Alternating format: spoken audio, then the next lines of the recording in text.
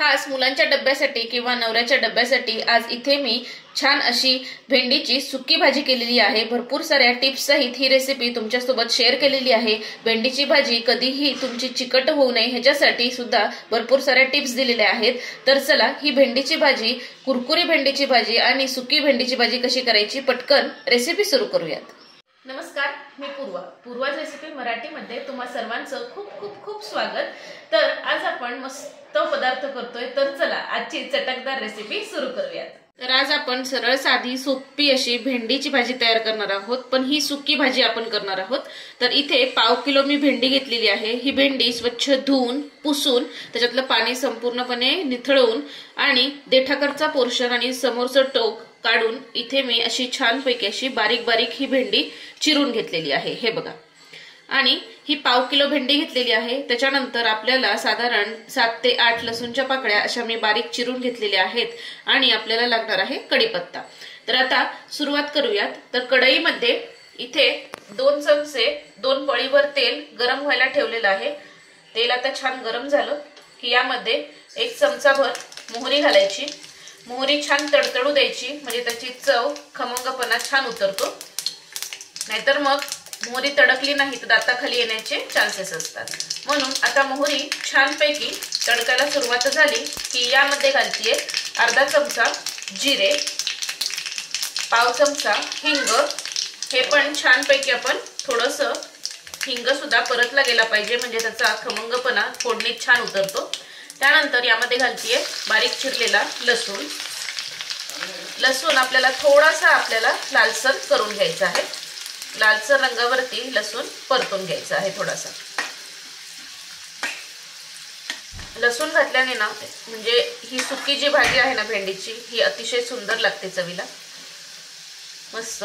आता लसणाचा कलर बदलत आला की आता यामध्ये घालतीये कढीपत्त्याची पाने मस्त। आणि आता यामध्ये ही बारीक चिरून घेतलेली भेंडी आहे, ही भेंडी आपण घालून घेऊया।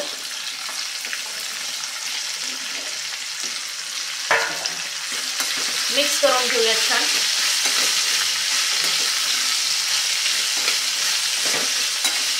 आणि आता थोड्या वेळानं साधारण 5 ते 7 मिनिटं तेलावरती ही छानपैकी भेंडी आपल्याला परतून घ्यायची आहे।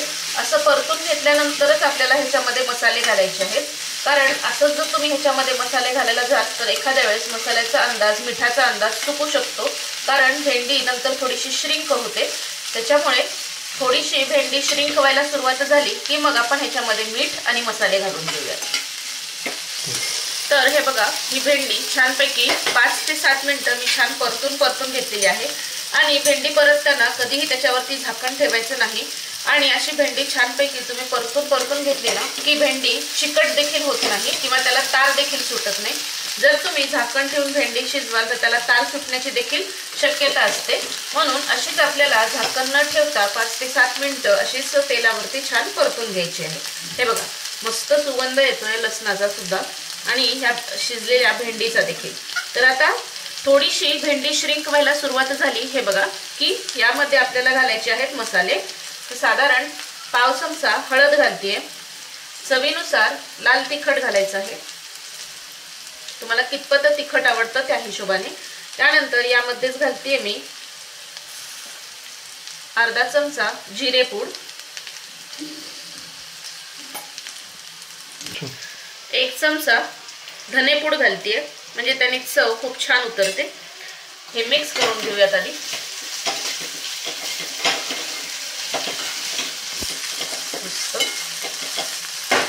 आणि आता यामध्ये घालतीये मी चवीनुसार मीठ।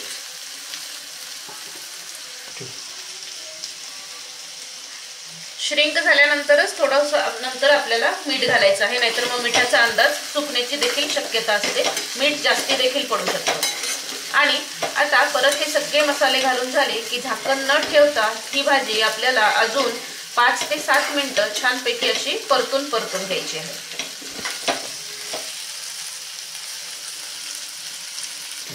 तर इथे साधारण 5 ते 7 मिनिटं झाकण न ठेवता ही भाजी छानपैकी परत एकदा परतून घेतलेली आहे। जबरदस्त सुगंध येतोय, मस्त झालेली आहे आणि छानपैकी कुरकुरीत देखील झालेली आहे। मस्त। आता सगळ्यात शेवटी यामध्ये घालते आता मी बारीक चिरलेली कोथिंबीर। गॅस बंद करूया आणि ही भाजी छानपैकी आपली तयार झालेली आहे आणि ही भाजी आपण छान सर्व करून घेऊया। तर ही भेंडीची सुकी भाजी मी छान सर्व करून घेतलेली आहे। बघू शकाल इथे तुम्ही, मस्त झालेली आहे, झटपट होते, कोणीही करू शकेल अगदी अशी भाजी आहे। जरूर करून बघा आणि सांगितलेल्या सगळ्या टिप्स फॉलो करा, म्हणजे तुमची भाजी ही भेंडीची भाजी कधीही चिकट देखील होणार नाही आणि अतिशय उत्तम देखील होईल। तर जरूर करून बघा। तर कशी वाटली आजची तुम्हाला ही भेंडीच्या भाजीची रेसिपी? मस्त आहे की नाही? आणि ही भाजी तुम्ही पोळीसोबत खाऊ शकता, भाकरीसोबत खाऊ शकता किंवा साधा वरण भात जरी असेल, तोंडी लावायला जरी ही भाजी केली ना तरी सुद्धा अतिशय सुंदर लागते।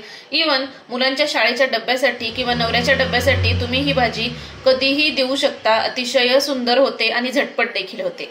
तर जरूर करून बघा आणि अजूनही तुम्ही चॅनलला सबस्क्राईब केलं नसेल तर पूर्वाज रेसिपी मराठीला पटकन सबस्क्राईब करा आणि मला कमेंट करून सांगा ही भाजी केल्यानंतर की कशी झाली होती। जरूर करून बघा। तर अशाच खमंग, खुसखुशीत आणि मस्त मस्त रेसिपीसाठी पूर्वाज रेसिपी मराठीला पटकन सबस्क्राईब करा, लाईक करा आणि शेअर करा। तोपर्यंत मस्त खा आणि स्वस्त रहा। धन्यवाद।